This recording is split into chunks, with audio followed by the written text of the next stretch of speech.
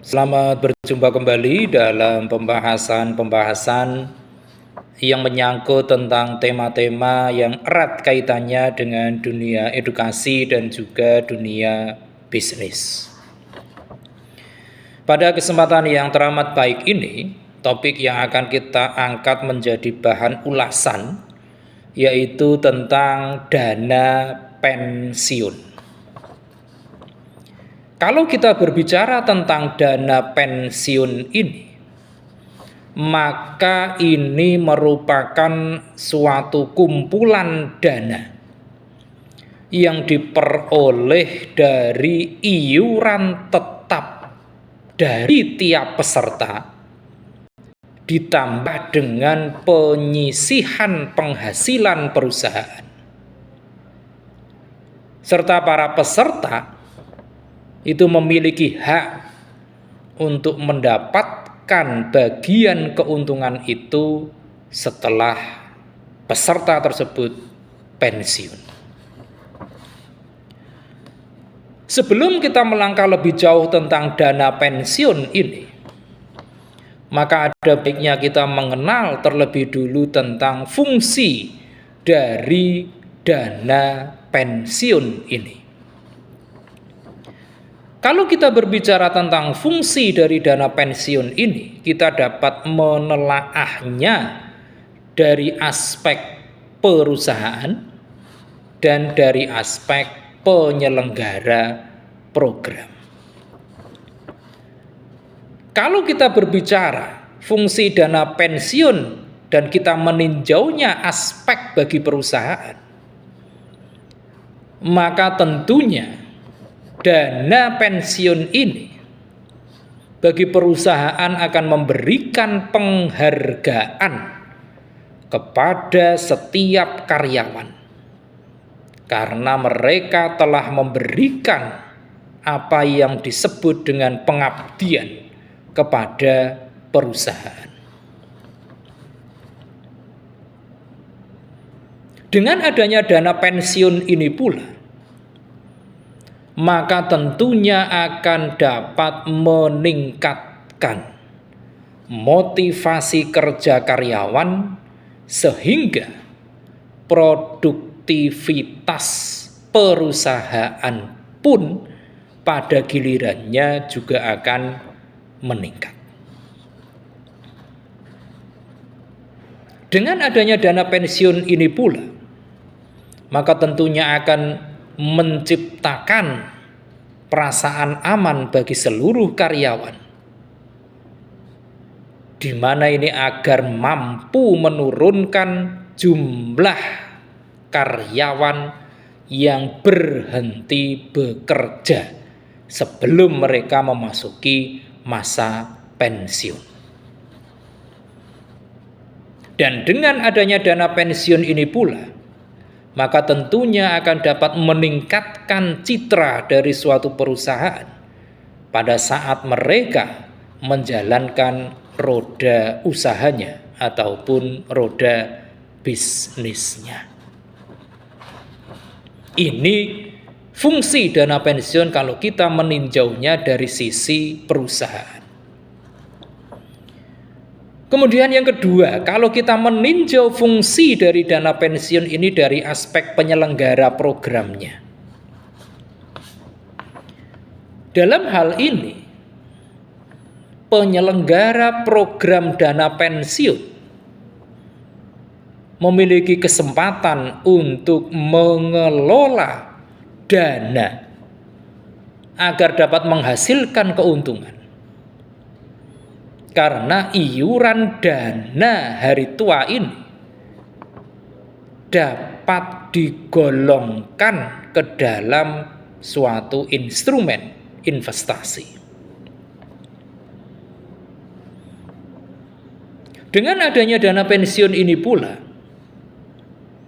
merupakan suatu perwujudan bakti sosial kepada peserta iuran dana pensiun ini. Dan secara langsung maupun tidak langsung, dengan adanya dana pensiun, tentunya ini merupakan suatu bentuk dukungan bagi program pemerintah dalam hal pengadaan dana untuk hari tua. Ini fungsi mendasar dari dana pensiun dari aspek perusahaan maupun bagi penyelenggara program dana pensiun. Nah, kalau kita menilai dana pensiun berdasarkan kepada pihak yang memberikan programnya, itu ada beberapa jenis yang perlu untuk kita pahami dan kenali bersama.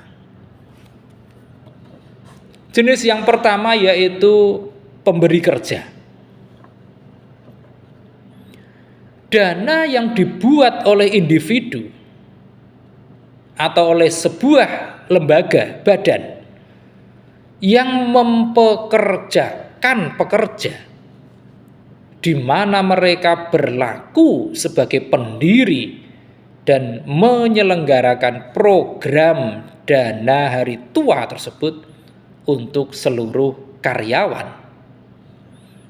Iurannya bersifat pasti dan pemberian hasil pengumpulan dana kepada karyawan merupakan kewajiban bagi pemberi kerja.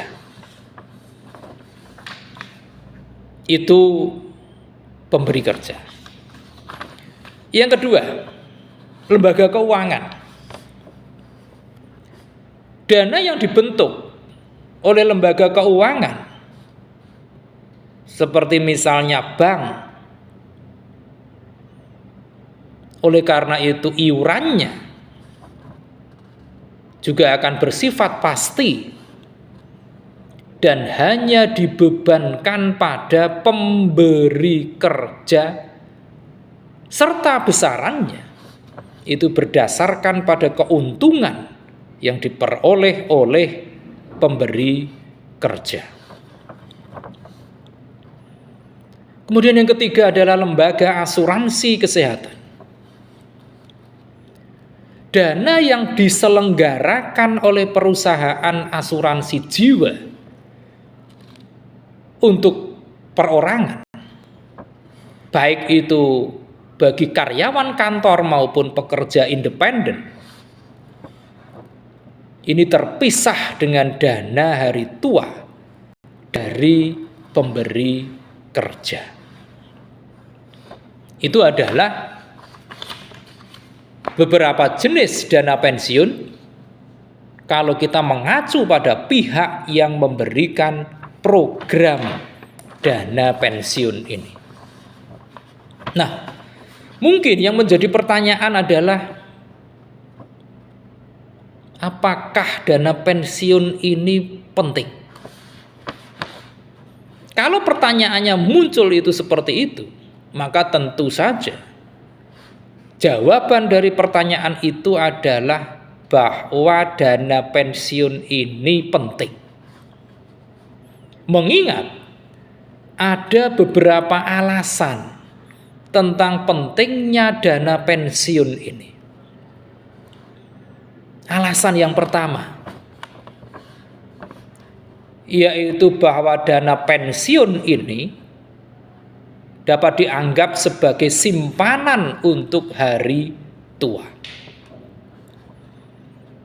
Ini merupakan alasan yang paling utama tentang pentingnya dana pensiun, yaitu dapat menjadi tabungan untuk hari tua. Seseorang dapat memanfaatkan dana pensiun ini untuk memenuhi kebutuhan finansial ketika mereka memasuki masa pensiun dan juga penghasilan aktif mereka sudah tidak ada. Tentunya ini sangat bermanfaat sekali. Dengan sendirinya, manakala seseorang mempersiapkan dana pensiunnya secara dini, maka orang tersebut akan dapat lebih siap dalam menghadapi masa tuanya. Ini alasan yang pertama. Kemudian alasan yang kedua tentang pentingnya dana pensiun ini, yaitu dengan dana pensiun ini pula kita dapat merencanakan pensiun lebih awal. Dengan mempersiapkan dana pensiun sedini mungkin, maka kita akan memiliki dana yang cukup. Dan ini tentunya seseorang akan dapat memilih untuk pensiun lebih awal dan menikmati masa pensiunnya lebih lama. Tentu saja ini akan dapat membantu di dalam memberikan fleksibilitas dalam perencanaan pensiun, sekaligus memungkinkan bagi seseorang untuk menikmati masa pensiunnya dengan lebih nyaman. Kemudian alasan yang ketiga dari pentingnya dana pensiun ini adalah bahwa dengan dana pensiun ini akan dapat melindungi para karyawan. Dengan adanya dana pensiun yang cukup, maka karyawan akan bisa memastikan bahwa kebutuhan finansial mereka akan tercukupi saat mereka memasuki masa pensiun. Tentu saja ini akan sangat membantu di dalam mengurangi tekanan-tekanan keuangan yang bisa saja muncul pada masa-masa masuk pensiun. Nah, inilah beberapa alasan mendasar tentang pentingnya dana pensiun ini. Selanjutnya, tentu saja setelah kita mengenal sedikit tentang dana pensiun ini, muncul dalam benak kita suatu pertanyaan sederhana, yaitu tentang langkah-langkah praktis manakala kita ingin mengumpulkan dana pensiun ini. Kalau kita ingin menjawab pertanyaan tersebut, maka kita perlu memahami berbagai langkah praktis dalam rangka kita mengumpulkan dana pensiun ini. Langkah yang pertama, kita harus menentukan tujuan dan perkiraan biaya pensiun itu sendiri. Dalam hal ini, kita harus mampu menghitung perkiraan biaya hidup kita selama nanti masa pensiun. Mungkin saja termasuk di dalamnya adalah biaya rumah tangga, biaya rekreasi, atau yang lebih penting adalah biaya perawatan kesehatan, atau biaya-biaya yang lain. Oleh karena itu, dengan diketahuinya jumlah yang kita akan butuhkan, maka kita akan dapat menetapkan target tabungan yang realistis. Ini langkah pertama. Kemudian langkah kedua adalah kita harus memulainya sejak dini. Semakin dini ataupun semakin awal kita memulai, maka akan semakin besar pula pertumbuhan investasi kita. Karena kekuatan dari bagi hasil yang akan kita peroleh. Oleh karena itulah, kita juga harus memastikan agar kita dapat terus konsisten dalam menabung walaupun jumlahnya tidak terlalu besar, yang mana ini semata-mata untuk mencapai tujuan penyelamatan dana kita untuk masa-masa pensiun nanti. Ini langkah kedua, mulai sejak dini. Kemudian langkah yang ketiga, yaitu memanfaatkan program-program pensiun yang ada. Ketika kita masih bekerja, ada baiknya kita memanfaatkan berbagai program pensiun yang disediakan oleh perusahaan.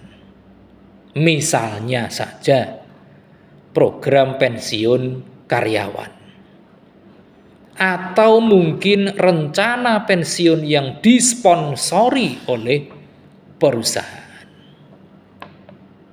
Segera manfaatkan program pensiun yang ada. Ini langkah ketiga.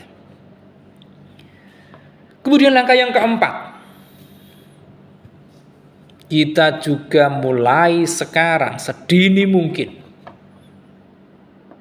untuk melakukan pengelolaan keuangan dengan bijak. Dalam hal mengelola keuangan ini, maka kita pun harus mempertimbangkan untuk berusaha mencari sumber-sumber pendapatan tambahan. Atau bisa juga kita harus mengurangi berbagai pengeluaran yang dirasa tidaklah perlu. Atau bisa juga kita melakukan berbagai penundaan atas pemanfaatan dana yang kita miliki, terutama pemanfaatan dana kita yang sifatnya sangat-sangat konsumtif. Ini semuanya adalah dalam rangka mengejawantahkan pengelolaan tata keuangan yang bijak di dalam program keuangan kita. Nah, setelah keempat langkah tadi terpenuhi, maka selanjutnya adalah kita masuk ke tataran yang kelima, yaitu kita melakukan evaluasi secara berkala. Dalam hal melakukan evaluasi ini, kita juga harus dapat memastikan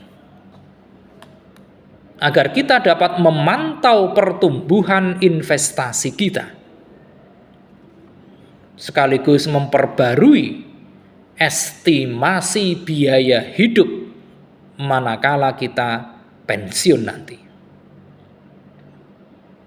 Dan tidak boleh lupa, kita juga harus menyesuaikan strategi-strategi investasi kita jika memang ini diperlukan.